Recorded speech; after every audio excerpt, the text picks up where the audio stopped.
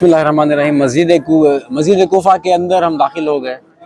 जिस ज़मीन पर हम अभी बैठे हुए हैं उस ज़मीन पर आदम अलैहिस्सलाम से लेकर रसूलुल्लाह सल्लल्लाहु अलैहि वसल्लम सबका गुज़र हुआ है। यहाँ से सब ने दो दो रकात नमाज़ पढ़ी है। और इससे पहले जब नूह अलैहिस्सलाम के ज़माने में जो क़यामत आई थी, नूह अलैहिस्सलाम के ज़माने में जो तूफ़ान आया था और उसमें पूरी दुनिया गर्क हो गई थी, उस तूफ़ान का पानी, ये जो आप कुआं देख रहे हैं अपने साथ, इस कुएं से शुरू हुआ और उनकी कश्ती बाद में किनारे लगी तुर्किया में, लेकिन पानी फिर यहीं पे आकर ख़त्म हुआ। और अब फिर क़यामत के नज़दीक जब क़यामत आएगी तो पानी इसी एक कुएं से निकलेगा और पूरी दुनिया को अपने लपेटे में ले लेगा। तो ये वो कुआं है मस्जिद कोफा का। इस कुएं में तकरीबन से तकरीबन तमाम पैगम्बरों ने इस कुएं का पानी पिया है, यहाँ पर वज़ू किया है। ये एक मोतबर तरीन जो है इस कुएं का पानी है। इसके साथ साथ यहाँ पे अलग अलग मकामात हैं। एक मकाम वो है जहाँ पर आदम अलैहिस्सलाम ने, जहाँ पर जिब्रील अलैहिस्सलाम ने, फिर रसूल खुदा सल्लल्लाहु अलैहि वसल्लम ने, फिर इब्राहीम अलैहिस्सलाम ने नमाज़ पढ़ी है। और यहाँ पर एक बीच में एक पिलर है, वहाँ पर जो आप देख सकते हैं उस पिलर को मौला अली मुश्किल कुशा ने अपने हाथों से तामीर किया।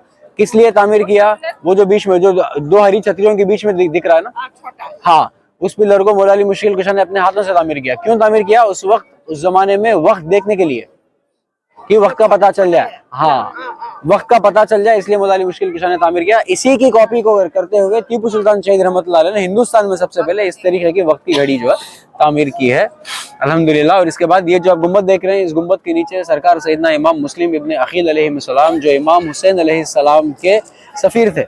अच्छा, यहाँ से करबला शुरू हो रही है।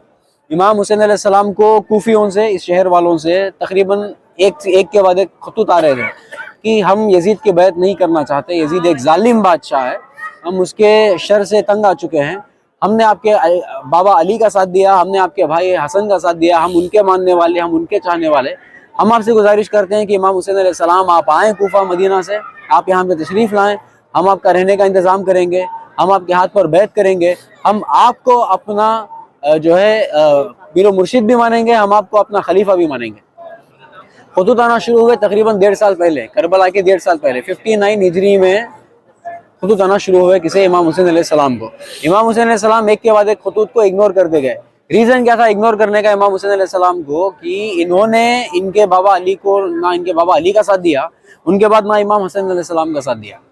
तो पूरे का पूरा मदीना खिलाफ था कि इमाम हुसैन से ये कह रहे थे सारे के सारे मदीने वाले, जैसे कि हज़रत अब्दुल्ला इब्न उमर रज़ी अल्लाह ताला अन्हु, हज़रत मोहम्मद बिन अबू बकर रज़ी अल्लाह ताला अन्हु, ये तमाम सहाबा के जो बच्चे थे जो इमाम हुसैन अलैहिस्सलाम के साथ बड़े हुए, इन तमाम का ये तमाम खिलाफ थे कूफे वालों के। जैसे जैसे इमाम हुसैन को खतूत आते तो अपने दोस्त अहबाब को से मशवरा करते कि मुझे कूफे से खतूत आ रहे हैं, वो लोग मुझे बुला रहे हैं, तो ये लोग रोकते उनको। लेकिन 61 हिजरी में, 61 हिजरी यानी 60 हिजरी शुरू होने से पहले पहले इमाम हुसैन अलैहिस्सलाम ने बिलाखिर फैसला किया कि इतने खतूत आ चुके हैं। और आखिर में कूफे वालों ने हद ये कर दी कि आखिरी में एक ऐसा खत लिखा जिसमें ये लिखा कि इमाम हुसैन, हम आपके मानने वाले, आपके बाबा के मानने वाले, आपके नाना के मानने वाले, आपके नाना की उम्मती, अब हम एक जालिम हुकूमत के अंडर हैं, हमने ज़बरदस्ती उसके हाथ पर बैत की है, हमने आपको बारहा दावत दी कि आप आएँ और हम आपके हाथ पर बैत करेंगे, इसके बावजूद आपकी तरफ से ना कोई जवाब आया, ना आप आए मदीने से। इसके बाद भी अगर आप ना आए और क़यामत के दिन अगर अल्लाह हमसे पूछे कि तुमने इस जालिम बादशाह की हुकूमत को एक्सेप्ट कैसे किया, तो हम आपको अल्लाह ताला की बारगाह में खड़ा कर देंगे और ये कहेंगे कि हमने बारहा इमाम हुसैन को दावत दी, इमाम हुसैन नहीं आए, इसलिए हमने यजीद की बैत को कबूल कर लिया।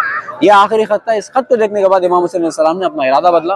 उनको मालूम था कि कूफा आना है, करबला जाना है, शहादत देनी है, क्योंकि बचपने से जो है इमाम हुसैन अलैहिस्सलाम को और उनके तमाम अहबाब को, उनके रिश्तेदार को जो है इसी तरीके से तैयार किया गया कि वो करबला में जाकर अल्लाह ताला के लिए कुर्बानी दें।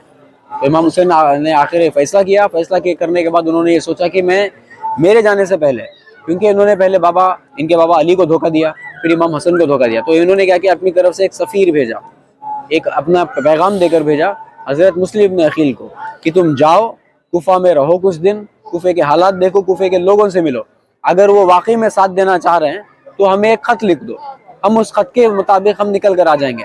अगर तुम्हें लगेगा कि ये फिर जाके हमें आगे चलकर धोखा देंगे तो हम जो है करबला यानी कि कूफा नहीं जाएंगे। तो इस वजह से इमाम मुस्लिम इब्न अकील ने अपने दो नन्हे बच्चे जिनकी हम पहले ज़ियारत कर चुके हैं तिफलान मुस्लिम में, और हाँ, मोहम्मद और इब्राहिम, उन दोनों बच्चों को लेकर ये कूफा आए। रात में कूफा पहुँचे, جیسے یہ کوفہ پہنچے، کوفے کی آدھی سے زیادہ عوام جو ہے اکٹھا ہو گئی مسلم ابن عقیل کو استقبال کرنے کے لیے۔ تو مسلم ابن عقیل خوش ہو گئے کہ یہاں پر کوفے کی حالات تو الگ ہیں، یزید کی حکومت ہونے کے باوجود یہ لوگ ہمارا ساتھ دینے کے لیے تیار ہیں، یزید کی حکومت ہونے کے باوجود یہ لوگ امام حسین کا ساتھ دینے کے تیار ہیں۔ تو امام حسین نے یہ بھی کہا تھا مسلم ابن عقیل سے کہ تم جب کوفہ جاؤ تو میری بیعت اپنے ہاتھ پر لے لینا، اس کے بعد مجھے خط لکھنا، پھر میں آ جاؤں گا۔ تو جب پہنچے امام مسلم ابن عقیل یہاں پہ پہنچے، کوفے والوں سے بات کی، بات کرنے کے بعد ان کو لگا کہ ہاں آپ کوفے والے ساتھ دینا چاہ رہے ہیں۔ تو اسی رات کو آدھے سے زیادہ لوگ جو موجود تھے اس مسجد کوفہ میں، انہوں نے مسلم ابن عقیل کے ہاتھ پر امام حسین علیہ السلام کی بیعت کر لی۔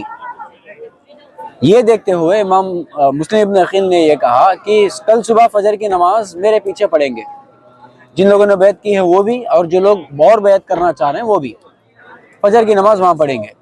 اور یہ کہہ کر جو ہے وہ حضرت ہانی بن عروہ رضی اللہ تعالیٰ عنہ ایک جید صحابی رسول ہیں، یہ امام حسین علیہ السلام کے دوست ہیں، ان کا بھی روزہ یہیں پر ہے، ان کے گھر تشریف لے گئے۔ ان کے گھر میں بیٹھ کر جب بات چیت کر رہے تھے ہانی بن عروہ سے، جب ہانی بن عروہ سے بات چیت ہوئی، بات چیت کرنے کے بعد فجر کی نماز کو نکلنے سے پہلے مسلم ابن عقیل نے فوراً ایک خط امام حسین علیہ السلام کی طرف بھیج دیا کہ یہاں پہ حالات بہت صحیح ہے، یہ لوگ آپ کا ساتھ دینا چاہ رہے ہیں، تقریباً 20 سے 25 ہزار کوفیوں نے ابھی بیعت کر لی ہے آپ کے میرے ہاتھ پر، اور پھر فجر کی نماز کے بعد اور بیعت کرنا چاہ رہے ہیں، تو آپ جو ہے امیڈیٹلی وہاں سے نکلیں مدینے سے اور کوفہ کی طرف روانہ ہو جائیں۔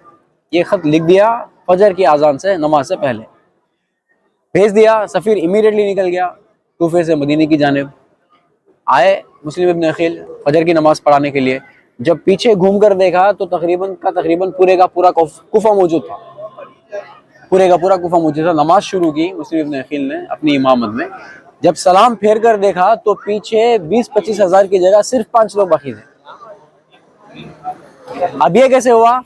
مسلم ابن عقیل کے آنے تک کوفے کا گورنر کا نام نعمان بن ثابت، نعمان بن ثابت ایک نرم مزاج کا بندہ تھا، اور وہ اہل بیت علیہ السلام کا چاہنے والا تھا۔ یزید کے لاکھ کہنے کے باوجود بھی اس نے کوفے کے اندر مولا علی کے چاہنے والوں کو پر سختی نہیں کی۔ اس واسطے یزید نے کیا کیا، نعمان بن ثابت کو خارج کر حکومت سے عبید اللہ ابن زیاد کو جو ہے لا کر بٹھا دیا۔ عبید اللہ ابن زیاد کے انڈر جو ہے اس نے کیا کیا، اس نے دھمکی دے دی کہ جو بھی مسلم ابن عقیل کے ہاتھ پر بیعت کرے گا یا امام حسین کے ہاتھ پر بیعت کرے گا اسے اور اس کے گھر والوں کو قتل کر دے گا۔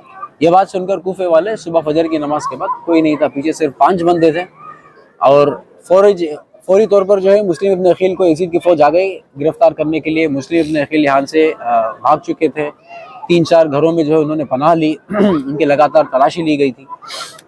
بعد میں جو ہے ان کو اسی دن بعد نماز عصر ان کو اریسٹ کیا گیا۔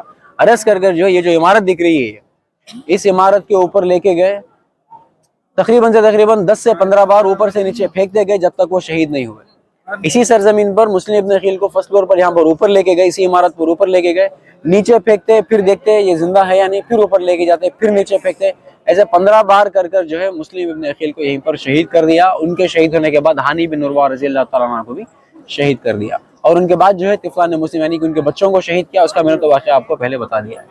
تو یہ ہے مسجد کوفہ۔ اور دوسری یہاں پہ سب سے ضروری زیارت یہ ہے، 19 رمضان کو جو مولا علی مشکل کشا علیہ السلام کو 19 رمضان کو ضربت لگی، اور 21 رمضان کو جو ان کی شہادت ہوئی، جس جگہ پر مولا علی امامت کر رہے تھے مسجد کوفہ کے اندر، وہ جگہ جہاں پہ انہیں ضربت لگی تھی، وہ جگہ جہاں پہ وہ امامت کرتے اور جہاں پہ وہ نوافل پڑھتے، دوسرے اپنے ذکر و اذکار کرتے، وہ جگہ بھی یہاں پہ موجود ہے۔ اس کی زیارت کریں گے، اس کے بعد امام علی علیہ السلام کے گھر کو جائیں گے، جس گھر میں مولا علی، امام حسن، بی بی ام البنین، مولا حسین، مولا عباس، تمام اہل بیت علیہ السلام ایک ساتھ رہے۔ ان کے گھر کے جو ہے کنویں کا پانی ہم پئیں گے بھی اور ساتھ لے کے بھی جائیں گے، کیونکہ اسی پانی سے مولا علی کو غسل دیا گیا، اسی پانی سے تمام بیویاں، تمام شہزادے جو ہے وضو کے لیے، اپنے ذاتی استعمال کے لیے یہ جو ہے یہ پانی استعمال کیا کرتے تھے۔